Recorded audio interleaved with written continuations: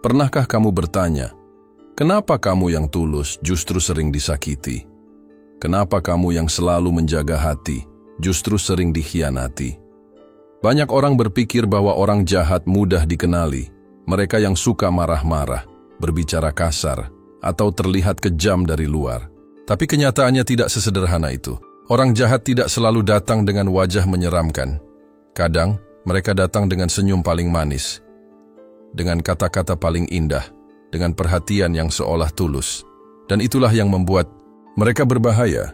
Mereka tidak langsung melukai, tapi mereka merayap masuk perlahan, menyusup ke dalam kepercayaanmu, membuatmu merasa spesial, lalu mengubah semuanya jadi kekacauan saat kamu sudah terlalu dalam. Dan anehnya, kamu tetap mencoba mengerti mereka, tetap membela mereka, tetap berharap mereka akan berubah. Sampai akhirnya kamu sadar, kamu tidak sedang berurusan dengan orang yang tersesat. Kamu sedang berurusan dengan seseorang yang tahu apa yang mereka lakukan dan menikmatinya. Video ini bukan untuk membuatmu curiga pada semua orang, tapi untuk membantumu mengenali tanda-tanda bahaya sebelum semuanya terlambat, agar kamu bisa berkata cukup, agar kamu tidak mengorbankan dirimu sendiri demi mempertahankan seseorang yang tidak pernah berniat menghargaimu. Inilah 7 cara agar kamu tahu kamu sedang berurusan dengan orang jahat. Mereka datang dengan senyum, dengan perhatian, dengan kata-kata yang membuatmu merasa istimewa. Kamu akan berpikir, mungkin ini orang baik. Karena mereka terlihat sopan, ramah, bahkan hangat. Kamu akan mulai terbuka, mulai percaya, mulai menurunkan semua benteng dalam dirimu. Karena mereka, di awal, tahu caranya membuat kamu nyaman. Tapi kamu tidak sadar satu hal. Orang jahat tidak selalu membuka pintu dengan ancaman. Kadang mereka masuk dengan kelembutan palsu. Dan ketika kamu sudah mulai bergantung secara emosional, secara sosial, bahkan mungkin secara spiritual, disitulah mereka mulai menunjukkan wajah yang lain, bukan frontal, bukan terang-terangan, tapi halus. Mereka mulai bicara buruk tentangmu, bukan di depan tapi di belakang. Mereka mulai membuat orang lain meragukanmu. Mereka menyisipkan kata-kata yang tampaknya netral, padahal merusak citramu secara perlahan, sambil tetap bersikap baik padamu di hadapanmu. Kamu tersenyum, mereka tersenyum. Kamu memuji, mereka membalas pujian. Tapi saat kamu pergi, mereka memutar balik semua yang kamu katakan, dan kamu baru tahu belakangan dari orang lain, dari perubahan sikap sekitar, dari bisik-bisik di belakang punggungmu yang tak pernah kamu mulai. Kamu akan bertanya-tanya, apa salahku? Kamu akan merasa bersalah tanpa tahu kenapa. Kamu akan menyalahkan dirimu, alih-alih menyadari bahwa kamu sedang dimanipulasi. Inilah tanda pertama orang jahat. Mereka tidak menyerang dari depan, karena dari depan mereka terlalu lemah. Mereka menyerang dari belakang, karena di sana kamu tak bisa melihatnya, dan mereka menganggap kelembutanmu sebagai kelemahan. Mereka tahu kamu tidak akan membalas. Mereka tahu kamu terlalu baik untuk menyerang balik. Mereka tahu kamu akan diam dan mereka akan pakai itu untuk menjatuhkanmu pelan-pelan. Jika kamu pernah berada dalam situasi ini, kamu bukan satu-satunya. Banyak orang baik menjadi korban. Bukan karena mereka bodoh, tapi karena mereka terlalu tulus untuk berpikir bahwa ada orang yang bisa pura-pura peduli hanya untuk menghancurkan. Tapi kamu harus ingat, diam bukan selalu emas. Jika diam berarti membiarkan kebohongan tumbuh. Sabar bukan selalu mulia. Jika sabar berarti membiarkan dirimu dilukai tanpa batas. Dan baik bukan berarti kamu harus buta terhadap pengkhianatan. Kamu tidak harus balas dengan cara yang sama. Tapi kamu punya hak untuk menjaga jarak. Kamu punya hak untuk memilih siapa yang berhak ada di hidupmu. Dan orang yang menusuk dari belakang tidak pantas berjalan di sampingmu. Jangan terkecoh oleh wajah manis. Lihat dari konsistensi sikap. Apakah mereka tetap membelamu saat kamu tak ada? Atau hanya setia padamu saat kamu sedang dibutuhkan? Karena satu hal yang pasti, orang jahat bukan hanya yang menyakitimu secara langsung, tapi juga mereka yang berpura-pura, peduli, sambil diam-diam merusakmu dari belakang layar. Ada orang-orang yang selalu berada di tengah kekacauan, tapi seolah-olah mereka tak pernah jadi penyebabnya. Mereka tampak peduli. Mereka bertanya, "Ada apa sih? Kenapa kalian berantem?" Mereka menawarkan bahu untuk bersandar. Kata-kata yang menenangkan dan perhatian yang seakan tulus. Tapi jika kamu perhatikan lebih dalam, mereka selalu ada di tengah setiap konflik. Entah itu antara dua teman, antara pasangan, atau bahkan antara kamu dengan dirimu sendiri. Ada saja drama yang muncul di sekitar mereka, meski mereka tak pernah terlihat memulainya. Itulah seni dari orang jahat yang paling tersembunyi. Mereka tidak menciptakan badai, tapi mereka tahu cara memancing awan mendung. Mereka tahu kata-kata, apa yang harus dilempar ke orang tertentu agar terjadi kesalahpahaman. Mereka tahu bagaimana menyulut ego orang lain tanpa terlihat sedang memprovokasi. Mereka lihai memainkan cerita, memotong bagian penting, menyisipkan narasi baru, atau mempermainkan emosi seseorang agar marah pada orang lain. Dan ketika konflik itu meledak, mereka akan terlihat seperti pihak netral.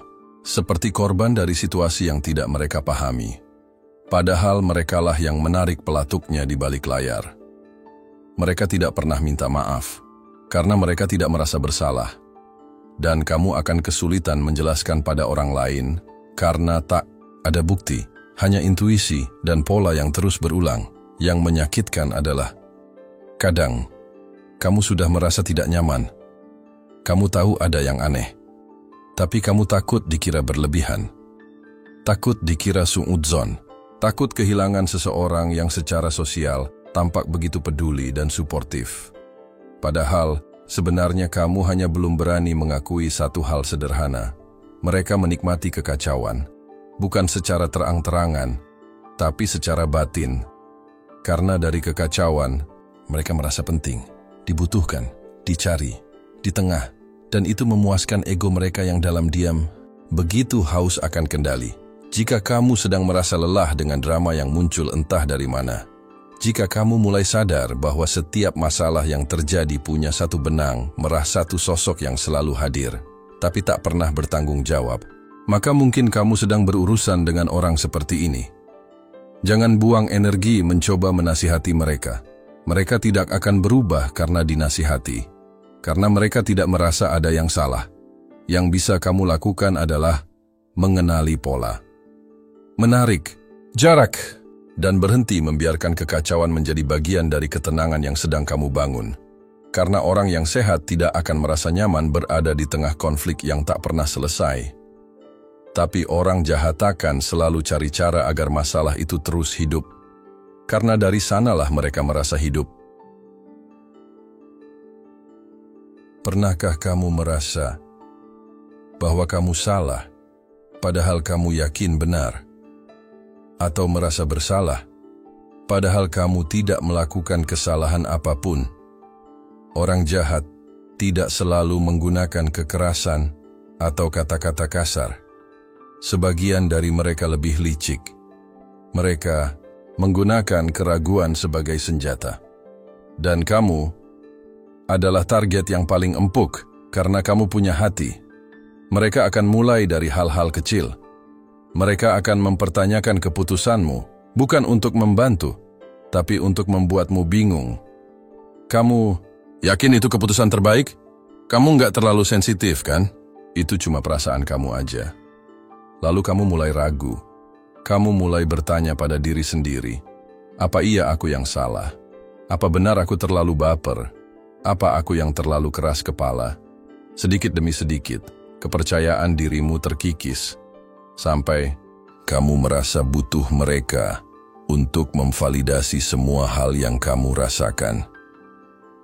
Kamu tidak lagi percaya pada intuisimu sendiri. Kamu tidak lagi berani menyampaikan pendapat tanpa persetujuan mereka. Kamu menjadi bayangan dari dirimu yang dulu, lemah, ragu dan penuh pertanyaan tanpa jawaban. Inilah yang disebut gaslighting, sebuah bentuk manipulasi psikologis yang dilakukan secara halus, konsisten, dan membingungkan. Dan pelakunya seringkali adalah orang yang kita percaya. Mereka tidak ingin kamu tahu bahwa kamu cukup kuat. Karena jika kamu tahu, kamu akan pergi. Dan mereka tidak ingin itu. Mereka ingin kamu tetap ada tapi tidak utuh. Tetap bersama mereka tapi tidak percaya diri. Tetap tergantung karena kamu sudah lupa caranya berdiri sendiri. Orang jahat tidak takut pada orang bodoh.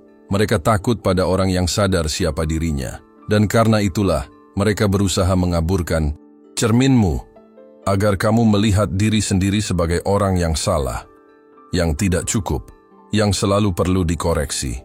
Jangan salah paham, kritik yang membangun memang penting, tapi orang jahat tidak sedang membangunmu. Mereka sedang merobohkanmu, perlahan, dengan senyum, dengan logika, dengan niat baik yang sebenarnya hanya topeng. Jika kamu merasa lelah, bingung, atau terus-menerus mempertanyakan dirimu sendiri sejak bersama seseorang, maka mungkin masalahnya bukan ada padamu. Mungkin kamu hanya sedang berada dalam medan perang yang tidak kamu sadari, dan sudah saatnya kamu keluar. Bangun kembali kepercayaan dirimu, belajar mendengar intuisimu lagi, dan berhenti mencari pembenaran dari orang yang justru ingin kamu tetap merasa salah. Karena tidak ada hubungan sehat yang membuatmu merasa rusak, dan tidak ada kebaikan sejati yang membuatmu kehilangan jati diri. Di hari-hari ceriamu, mereka hadir. Di saat kamu bisa tertawa, berbagi cerita, dan menjadi versi terbaik dari dirimu, mereka tampak begitu peduli. Mereka datang dengan senyum, perhatian, bahkan mungkin dukungan yang terdengar tulus. Tapi kemudian, badai datang. Masalah menghantammu satu demi satu. Kamu lelah, gelisah, terluka, dan saat kamu menoleh, mereka sudah tidak ada. Tidak ada pesan, tidak ada tanya, tidak ada pelukan hangat seperti dulu. Mereka yang dulu sering berkata, "Aku selalu ada buat kamu," tiba-tiba lenyap seperti bayangan di malam gelap, dan kamu hanya bisa bertanya dalam hati, "Kemana semua orang saat aku benar-benar butuh?" Inilah salah satu ciri orang jahat yang paling sering disalahpahami. Mereka tidak hadir di saat kamu paling rapuh, karena mereka tidak tertarik pada versi lemahnya dirimu. Mereka hanya tertarik pada versi yang bisa mereka nikmati. Versi yang menyenangkan mereka. Versi yang tidak merepotkan. Versi yang membuat mereka merasa nyaman. Tapi ketika kamu butuh dukungan, perhatian, atau setidaknya kehadiran, mereka akan pergi.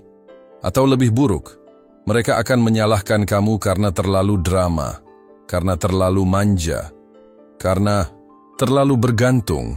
Mereka akan memutar balik situasi dan berkata, "Aku sibuk juga, tahu. Masalahmu bukan cuma kamu yang punya. Kamu terlalu banyak menuntut. Padahal kamu hanya ingin didengar, hanya ingin ditemani sebentar. Hanya ingin tidak merasa sendirian di tengah kekacauan hidupmu. Dan ketahuilah, my lord, orang baik tidak akan membuatmu merasa bersalah karena sedang terluka. Orang baik tahu bahwa hadir saat senang itu mudah, tapi hadir saat susah adalah bukti cinta yang sebenarnya. Mereka yang benar-benar peduli akan tinggal. Meski tak bisa menyelesaikan masalahmu, mereka akan tetap ada. Meski tidak tahu harus berkata apa, mereka akan diam bersamamu. Tapi orang jahat, mereka hanya akan datang untuk mengisi kekosongan dalam diri mereka sendiri. Dan pergi ketika kamu tidak lagi bisa memberi apa-apa, karena sejak awal, bukan kamu yang mereka cari. Tapi manfaat dari keberadaanmu, saat kamu sudah mulai bisa membedakan siapa yang hanya hadir untuk senang-senang, dan siapa yang benar-benar ingin melihatmu utuh, disitulah kamu mulai selamat dari jebakan hubungan yang penuh kepalsuan. Ada satu pola yang bisa kamu temukan saat berhadapan dengan orang jahat. Mereka sangat pandai membalikkan keadaan. Kamu yang disakiti, tapi mereka yang menangis. Kamu yang dipermainkan, tapi mereka yang minta maaf seolah-olah kamulah pelakunya. Kamu yang mencoba menjelaskan, tapi akhirnya kamu yang dipojokkan, dipersalahkan, dan ditinggalkan dengan rasa bersalah. Inilah yang disebut dengan playing the victim, seni manipulasi tingkat tinggi di mana mereka bisa membuat semua orang percaya bahwa mereka adalah korban dari situasi yang mereka ciptakan sendiri. Kamu akan melihat mereka bercerita ke banyak orang tentang betapa kamu egois, keras kepala, atau terlalu sensitif. Mereka akan memotong sebagian besar fakta, menghias narasi dengan air mata, dan menyusun kalimat yang membuat mereka tampak lemah, padahal merekalah yang menggenggam pisau dari awal. Kamu tahu kenyataannya, tapi kamu tidak bisa membuktikan apa-apa, karena mereka sangat lihai bermain kata. Dan kamu terlalu lelah untuk ikut bermain dalam sandiwara yang mereka ciptakan. Yang lebih menyakitkan adalah, seringkali orang-orang di sekitarmu akan lebih mudah percaya pada korban yang menangis, daripada pada orang diam yang hanya ingin menjaga martabatnya. Tapi kamu harus tahu satu hal, diam kamu bukan kelemahan. Diam kamu adalah pilihan untuk tidak ikut menari dalam kebohongan. Dan kebenaran tidak selalu butuh pembelaan yang lantang. Kadang ia hanya perlu waktu. Orang jahat tahu bahwa menyamar sebagai korban adalah cara paling ampuh untuk mendapatkan simpati. Karena manusia cenderung percaya pada penderitaan yang ditunjukkan dengan air mata. Padahal tidak semua air mata adalah tanda luka. Kadang air mata adalah topeng yang dipakai agar tidak terlihat sebagai pelaku. Jika kamu pernah dipojokkan dalam hubungan seperti ini, jika kamu pernah bertanya, kenapa aku yang dipersalahkan padahal aku cuma mencoba jujur? Maka itu adalah sinyal kuat bahwa kamu sedang berurusan dengan orang yang tidak ingin berdamai dengan kebenaran, karena mereka hanya ingin menang.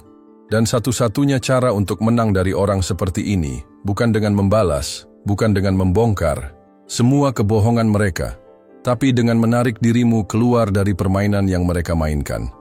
Karena semakin kamu bertahan, semakin kamu terlihat bersalah. Tapi ketika kamu pergi, kebenaran akan menemukan jalannya sendiri, meski tidak sekarang, meski tidak di depan semua orang. Biarkan mereka bermain drama. Biarkan mereka membangun panggung. Kamu tidak perlu ikut tampil dalam cerita yang tidak kamu tulis. Karena satu hal yang pasti, mereka yang benar-benar disakiti tidak perlu meyakinkan dunia, dan mereka yang benar-benar jahat tidak akan tahan menghadapi diam dari orang yang sudah tahu siapa mereka sebenarnya. Pernahkah kamu merasa tidak enak hati hanya karena seseorang terus mengungkit-ungkit kebaikan yang pernah mereka lakukan padamu, padahal kamu tidak pernah memintanya, dan kamu tidak pernah berniat melupakan? Tapi setiap kali kamu ingin mengambil keputusan, mereka akan berkata, ingat enggak dulu siapa yang bantu kamu waktu susah? Kalau bukan aku, kamu enggak akan jadi seperti sekarang. Aku yang selalu ada buat kamu, tapi kamu malah kayak gini. Itulah salah satu ciri halus dari orang jahat. Kebaikannya bukanlah bentuk cinta, tapi alat untuk mengikat. Mereka tidak tulus memberi. Mereka sedang menyiapkan investasi. Dan kamu tanpa sadar jadi produk yang mereka anggap harus selalu membayar jasa. Orang seperti ini akan terus membuatmu merasa bersalah setiap kali kamu ingin menjadi mandiri. Setiap kali kamu ingin berkata tidak, setiap kali kamu ingin mengambil jalanmu sendiri. Karena baginya, kebaikan yang sudah diberikan bukan berarti selesai, tapi menjadi utang yang harus kamu bayar seumur hidup. Inilah bentuk manipulasi yang sangat melelahkan secara emosional. Kamu tidak bisa marah karena yang mereka ingatkan adalah hal baik. Tapi kamu juga tidak bisa tenang karena kamu selalu merasa dikontrol. Mereka tidak ingin kamu tumbuh. Karena jika kamu tumbuh, kamu akan punya kendali atas hidupmu. Dan jika kamu punya kendali, kamu akan punya keberanian untuk berkata, aku berterima kasih, tapi hidupku bukan milikmu. Orang jahat menyamar sebagai pahlawan. Mereka ingin dikenang, dipuja, dan dibalas terus-menerus. Tapi pahlawan sejati tidak pernah meminta imbalan. Ia datang membantu, lalu pergi diam-diam. Karena niatnya bukan balasan, tapi kebaikan itu sendiri. Jika kamu pernah merasa terjebak dalam hubungan seperti ini, di mana setiap keputusanmu harus melewati persetujuan dari orang yang pernah membantumu, maka kamu sedang berada dalam jebakan utang emosi, dan sudah saatnya kamu berhenti membayar sesuatu yang sebenarnya tidak pernah diminta. Bersyukur? Iya. Berterima kasih? Tentu. Tapi hidupmu tetaplah milikmu. Dan tidak ada siapapun yang berhak mengontrol langkahmu hanya karena kebaikan yang pernah mereka beri. Lepaskan rasa tidak enak itu. Karena orang yang benar-benar tulus tidak akan pernah mengingatkanmu akan kebaikan yang sudah berlalu. Justru mereka akan senang melihatmu berdiri sendiri, karena itu artinya bantuan mereka berhasil. Kamu sudah berusaha sebaik mungkin. Kamu mencoba menjadi pasangan yang pengertian, teman yang selalu ada, rekan kerja yang bertanggung jawab, anak yang menurut. Tapi entah kenapa, semua yang kamu lakukan selalu saja kurang peduli, kurang sempurna, kurang cepat, kurang dewasa, kurang seperti yang mereka harapkan. Mereka tidak akan pernah mengatakan kamu gagal, tapi mereka akan membuatmu terus merasa tidak pernah benar. Dan disitulah kekuatan mereka, membuat kamu berpikir bahwa satu-satunya cara agar kamu diterima, dicintai atau dihargai adalah dengan terus memperbaiki dirimu, padahal masalahnya bukan pada kualitasmu. Masalahnya ada pada standar mereka yang selalu berubah. Karena orang jahat tidak butuh kamu menjadi baik. Mereka butuh kamu selalu merasa bersalah. Kenapa? Karena orang yang merasa bersalah akan lebih mudah dikontrol, akan lebih mudah minta maaf bahkan ketika tidak salah, akan lebih mudah memberikan lebih, meski yang diminta tidak pernah ada habisnya. Kamu akan terjebak dalam lingkaran pertanyaan, apalagi yang harus aku lakukan biar dia bangga? Apa aku terlalu egois? Kenapa dia bisa mencintai orang lain lebih dari aku? Dan akhirnya, kamu mulai mengutuk dirimu sendiri. Kamu mulai kehilangan harga diri. Kamu mulai percaya bahwa mungkin memang kamu yang rusak. Tapi dengarkan baik-baik, saudaraku. Kamu tidak rusak. Kamu hanya sedang berada di dekat orang yang tidak mampu melihat nilaimu. Orang jahat tidak butuh kamu bersinar. Mereka butuh kamu padam. Karena ketika kamu padam, kamu tidak akan menarik perhatian siapapun selain mereka. Dan ketika kamu bersinar, mereka takut kehilangan cengkeramannya. Tapi kamu harus tahu, cinta sejati tidak membuatmu merasa tidak cukup. Cinta sejati tidak memaksamu berubah demi diterima. Cinta sejati datang dari orang yang melihat kekuranganmu dan tetap memilih tinggal, bukan mengancam pergi setiap kali kamu gagal memenuhi ekspektasinya. Jangan kejar cinta dari mereka yang memintamu mengecilkan dirimu sendiri. Jangan paksakan bertahan di tempat yang membuatmu terus merasa salah. Dan yang paling penting, jangan biarkan nilai dirimu ditentukan oleh orang yang tidak tahu cara menghargai. Kamu cukup, kamu layak, kamu berharga, dan kamu pantas berada di tengah orang-orang yang bisa melihat itu semua. Bahkan saat kamu belum menjadi siapa-siapa,